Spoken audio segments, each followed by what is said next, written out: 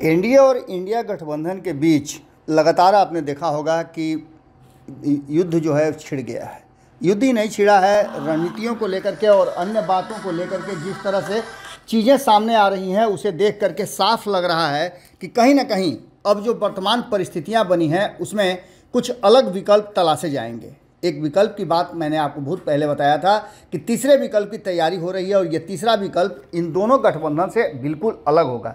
इतना ही नहीं, हमने ये भी आपको बताया था कि ये विकल्प ज़मीनी स्तर पे अपने आप को मजबूत कर रहा है और जिसका कई प्रारूप देखने को मिला। एक बार फिर से जो लोग या जितने भी नेता मजबूत हैं वो चुनाव लड़ना चाहते हैं या फिर उनके चुनाव लड़ने और लोकतांत्रिक जो ताना बाना है उसमें उनका अगर थोड़ा सा भी लेना देना है या उसमें जाना चाहते हैं तो उसके लिए वो अपनी तैयारी कर रहे हैं और मुलाकात का दौर भी शुरू हो गया है। इसी बीच में आपको बता दें कि प्रशांत किशोर फिर से एक बार उभर करके सामने आए हैं।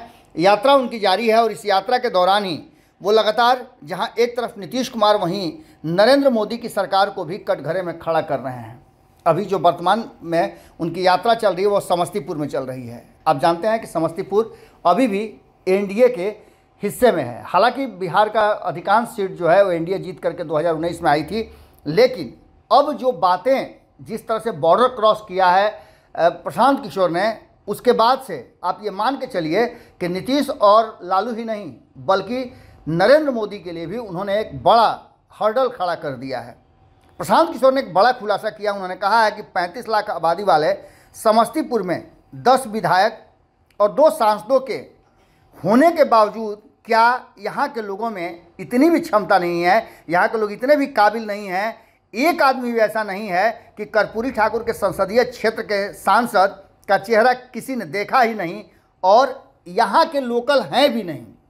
आपको बता दें कि जनसुराज यात्रा के सूत्रधार प्रशांत किशोर ने जनप्रतिनिधियों पर जनता के मुद्दों की उपेक्षा करने का आरोप लगाते हुए कहा है कि वो पिछले 10 महीने से पदयात्रा कर रहे हैं और जो बातें वो जानना चाहते हैं कोई भी उन्हें बताने के लिए तैयार नहीं है। जिस तरह से एमपी और विधायक को लोग गाली दे रहे हैं उसके बाद भी उनको जिता रहे हैं, इस सवाल का जवाब किसी के पास नहीं है। लोग यही कह रहे हैं कि उनके पास विकल्प नहीं है।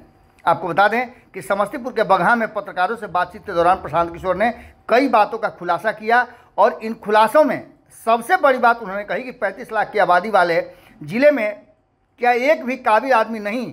अगर आप वैशाली के आदमी को वोट करेंगे तो समस्तीपुर के बारे में कितना सोचेगा और क्या काम करेगा ये आप खुद समझ सकते हैं।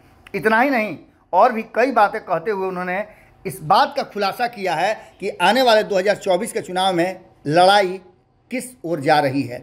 आपको बता दें कि प्रशांत किशोर बड़ा खेल भंडोल कर सकते हैं। इस भयंकर खुलासे के बाद इतना मान के चलिए कि कहीं ना कहीं मामला अब तीसरी तरफ मुड़ता हुआ नजर आ रहा है।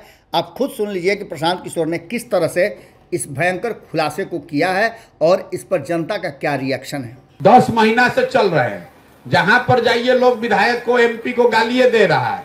फिर हम लोगों से पूछते हैं कि अच्छा भैया आप इतना नाराज हैं तो जीत क्यों रहे हैं?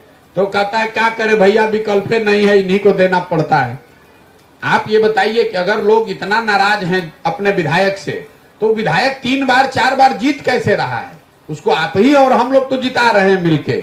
तो अगर आप यहाँ पर जो आपके सांसद हैं उस सांसद के बारे में लोग बता रहे हैं कि लोगों ने चेहरा ही नहीं देखा है। समस्तीपुर जहां से कर्पूरी ठाकुर जी का ये जमीन है, पूरे राज्य का नेतृत्व किया समस्तीपुर ने और आज आपकी दशा ये है समस्तीपुर जिला की कि 10 में से 10 विधायक समस्तीपुर के बाहर का है और दोनों एमपी लोकसभा सदस्य भी समस्तीपुर के बाहर का है। पूरे 35 लाख के आबादी में समस्तीपुर में एक भी काबिल आदमी नहीं है। अगर आप वैशाली के मुजफ्फरपुर आदमी को के वोट दीजिएगा उसको क्या मतलब है? समस्तीपुर से आया, वोट लिया, चला गया। आपने वोट दे दिया मोदी जी का चेहरा देख के, आपने वोट दे दिया कि रामविलास पासवान जी का परिवार के इसलिए दे दिए। तो भाई वोट तो आपने अपने काम के लिए दिया नहीं, तो जिस चीज के लिए आपने वोट दिया नहीं है वो होगा कैसे? जिसको आपने वोट दिया है उसको भी मालूम है कि आप तो काम के लिए नहीं वोट दिए हैं। आप तो हिंदू बन के वोट दिए, आप तो जात के लिए वोट दिए। आपने इसलिए वोट दिया कि उनके बाबूजी लालू प्रसाद यादव जी हैं कि रामविलास पासवान जी हैं। तो इस अभियान देखिए, ये 50 वर्ष से जमी हुई काई है, एक दिन में नहीं सुधरेगी, लेकिन प्रयास किसी को तो करना पड़ेगा। गांव गांव घर घर जाकर लोगों को समझाना पड़ेगा कि भाई आप खड़े होइए। लोगों को आजादी कैसे मिली? 200 साल से हम लोग जी रहे थे गुलामी में।